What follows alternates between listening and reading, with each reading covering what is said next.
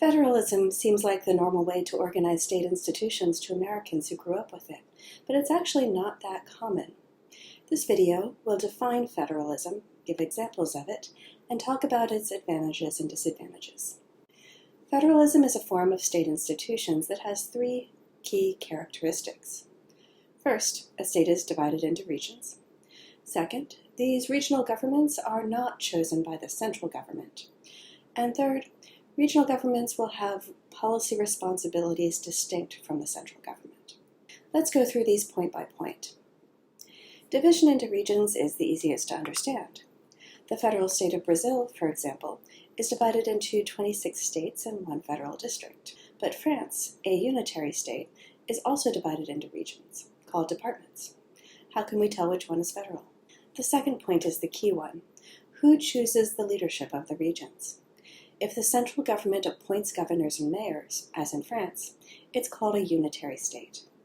If they are chosen separately, if the regional governments have some degree of sovereignty, it's a federal state. The easiest way to think about this is elections.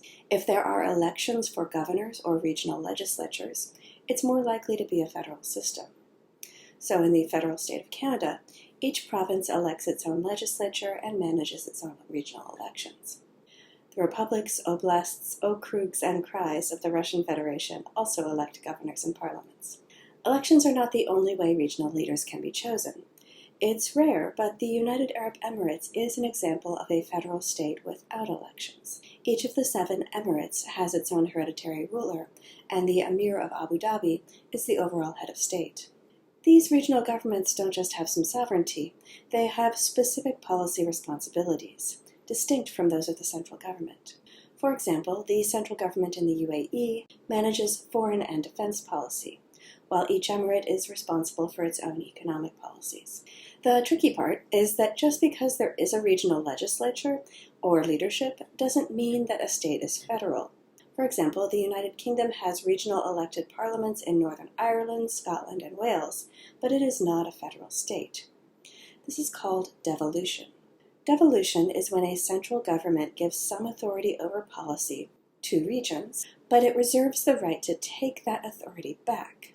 So, for example, when the Catalonian regional government wanted to hold a referendum on whether the autonomous region should secede from Spain in 2017, it was declared unconstitutional, and the Spanish government arrested the leaders of the independence movement when they held a referendum anyway.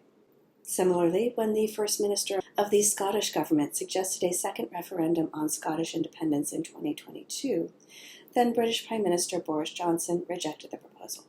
The most common form of devolution or decentralization is to allow regional or local governments to collect their own tax revenues, what is called fiscal federalism.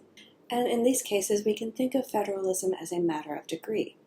What % of national tax revenue is collected by the regions as opposed to the central government? The last thing I want to note about federalism is when regional subdivisions are explicitly linked to an ethnic or linguistic group. For example, Belgium is divided into 2 regions, the Dutch or Flemish-speaking Flanders and the French-speaking Wallonia. Granting ethnic groups regional political institutions can help keep a country together, as in the case of Belgium. But it can also provide the foundation for the dissolution of a country. This is part of what happened when the Soviet Union dissolved in 1991. The USSR had established ethnically based subunits that essentially became proto-states.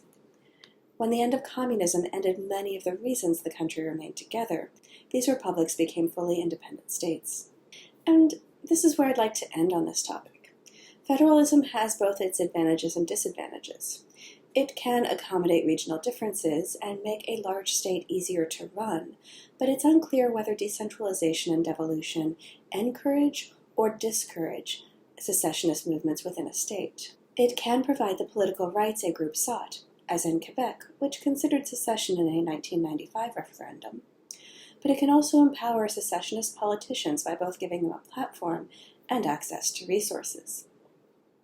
More research is needed on this relationship between federalism and civil war, but in cases like these where the relationship is unclear, it's often true that something else, not political institutions, is the cause of conflict.